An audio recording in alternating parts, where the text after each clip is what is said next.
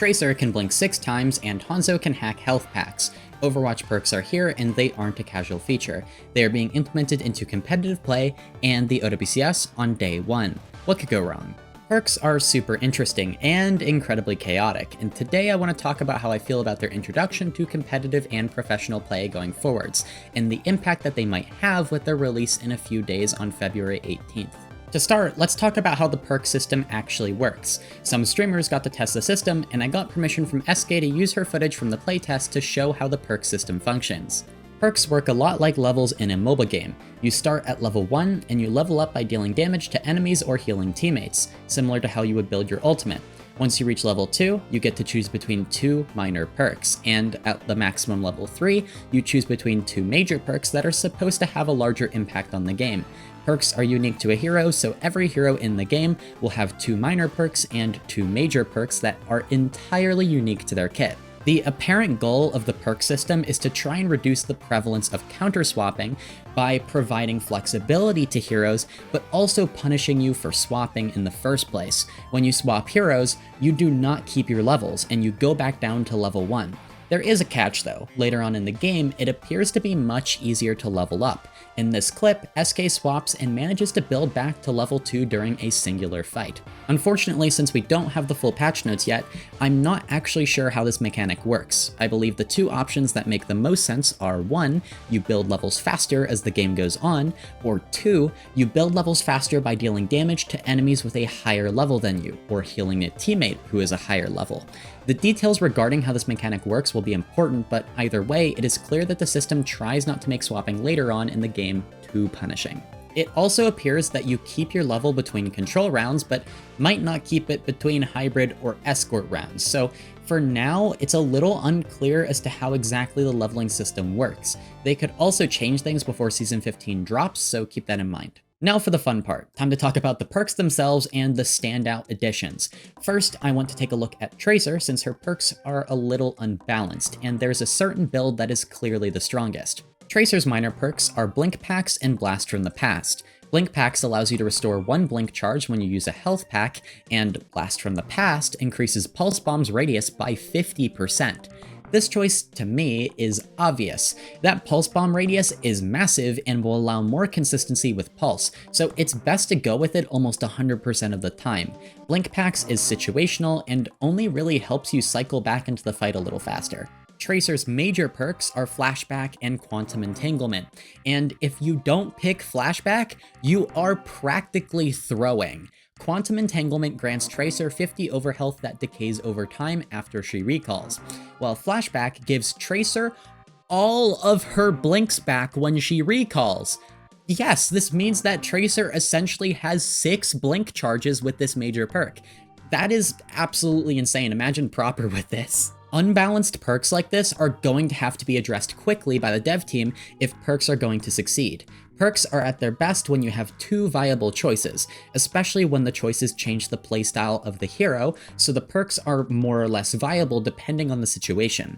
In this case with Tracer, there's a very obvious build, which is something that needs to be fixed. We also see this problem with Winston. One of the worst perks in the game is one of his minor perks, which is Short Circuit, which allows Winston to do 30% more damage to deployable objects, and that's it. So yeah, Winston can do slightly more damage to Torb Turret and Alari Pylon, and your opponent can swap off of those heroes, making the perk useless. On top of that, it isn't even Winston's job to break deployables. Usually that's done by a support or DPS player depending on the composition. You don't want to waste Winston's jump to reach and break a deployable. Rather, you want your Winston taking and holding valuable space. Also, 30% extra damage isn't even that much. Maybe if they made it like double damage or something, it could be somewhat useful, but this is just completely useless in its current form. The other Winston perk is essentially just Primal Rage damage buff, so you're taking that 100% of the time, no questions asked. The major perks aren't much better. Chain Lightning feels like a minor perk, it just allows your poke right-click to chain to a few other players. The other major perk, Revitalizing Barrier, allows Winston's bubble to heal, not only himself, but allies for 30 healing per second. Please, take that perk. If you take Chain Lightning, you will be throwing. Let's look at one more perk set. I actually want to look at a good one this time to create a bit of a comparison. In my opinion, Ball's perk set is absolutely awesome and pretty well designed. The minor perks are Steamroller and Pack Rat. Steamroller causes roll impacts to deal 100% more damage to tanks, while Pack Rat increases health pack healing by 100. As someone who has played quite a lot of Ball, I feel like these could both be valuable options. In compositions where I'm relying on my supports less and on maps where health packs are more abundant, Pack Rat is a great choice for that extra pack healing. Remember, this 100 extra health also applies to mini packs. There are also compositions where you are letting your team heal you more, such as when you're playing with an Ana Brig, so maybe you choose Steamroller to make it easier to punish an opposing Winston on a map like Dorado and also give your supports a chance to heal you. Both options feel viable in different scenarios, and the numbers might not be perfect, but the concept is pretty solid. The major perks are great as well. They are Hang Time and Transfer Efficiency. Hang Time makes Pile Drive wind up longer, but provides it with air control and up to 50% increased damage. Transfer Efficiency rewards you for giving shields to your teammates by reducing the cooldown for your next shields by 1.5 seconds per ally affected, and giving each ally an extra 33% overhealth from the transfer. Both of these can be very useful, and one or the other can be more viable depending on the situation. Hang Time is likely better when you're playing heavily for pile drives and effective hits onto backline targets, while Transfer Efficiency will be better when you're running a brawlier style composition and you can easily transfer shields to your teammates, or when you're playing against a brawly composition and you want to increase your uptime by getting adaptive shields more often. The conclusion I take away from this is that perks can be implemented effectively, and there are some great ideas here. It just needs to be refined. Let's talk a bit about balance. Considering 168 perks are being added at once, no matter what, they are going to be wildly unbalanced. This is something that many players have voiced concerns over, and here's my thought on the matter.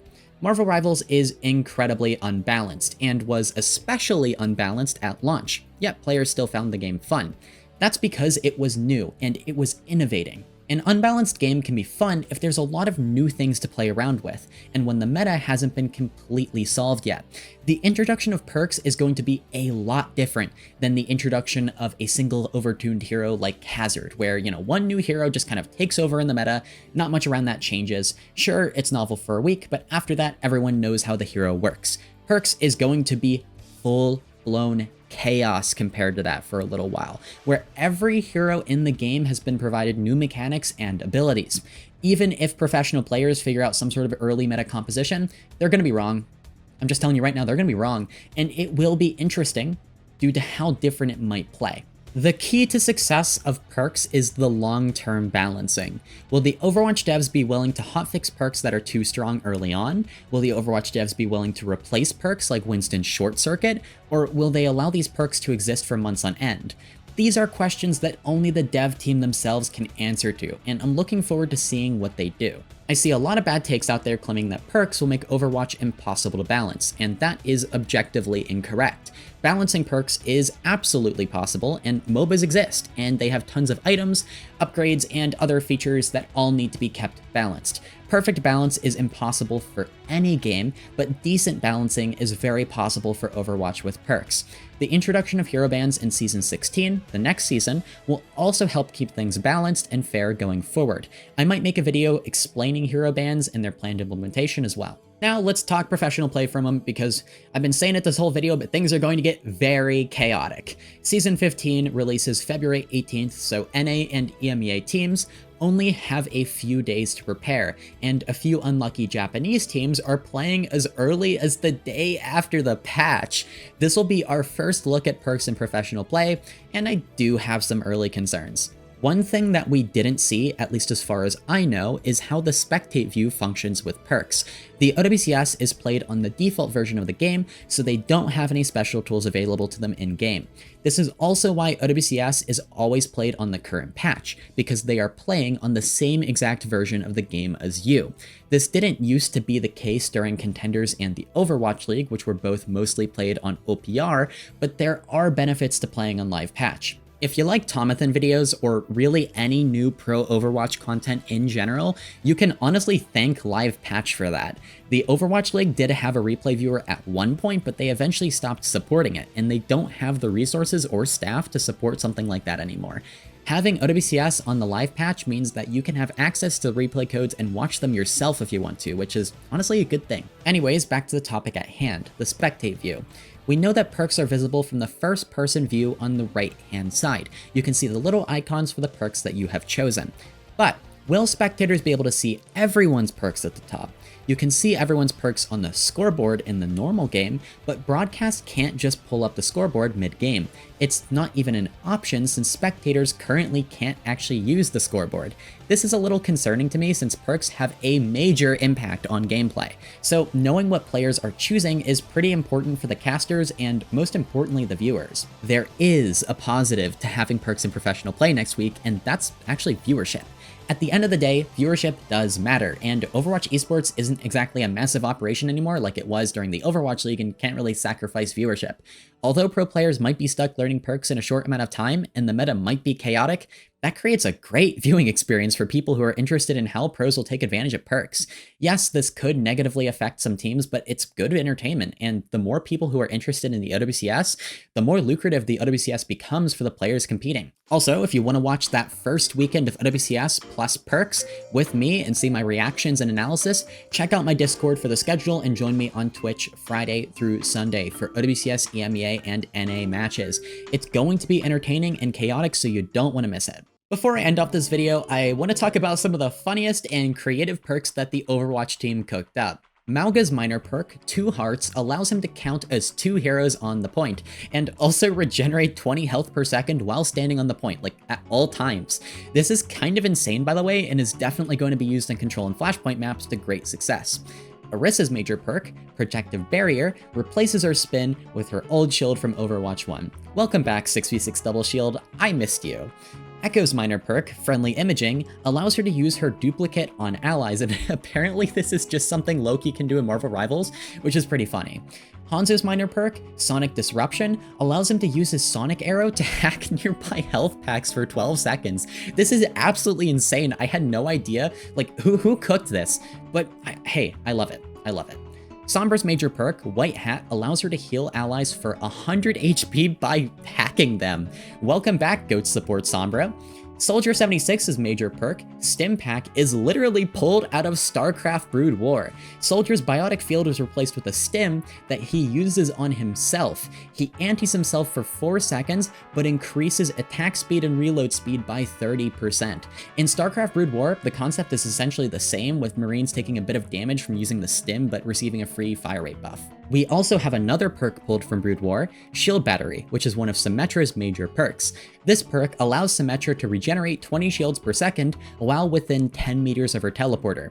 In StarCraft Brood War, the Shield Battery is a building that allows Protoss units to regenerate their shields. I actually love the little crossovers between Blizzard games, it's kind of awesome. Torbjorn can hammer his teammates to repair their armor with his minor Craftsman perk.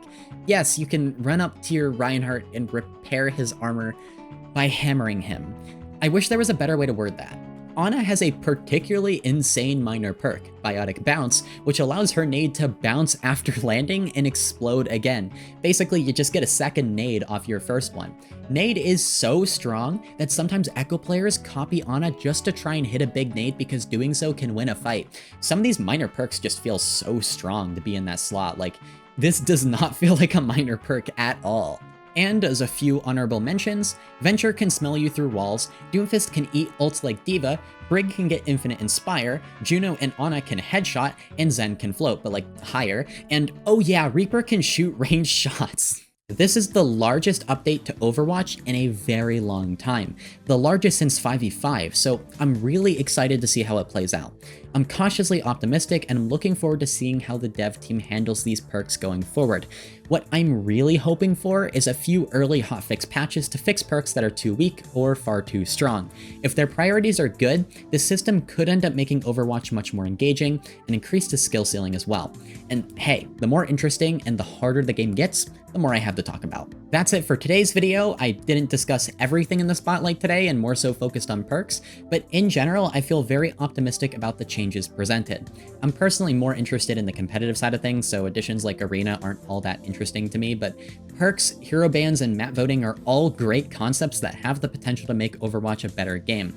Thanks for watching, don't be a doomer, and I'll see you next time.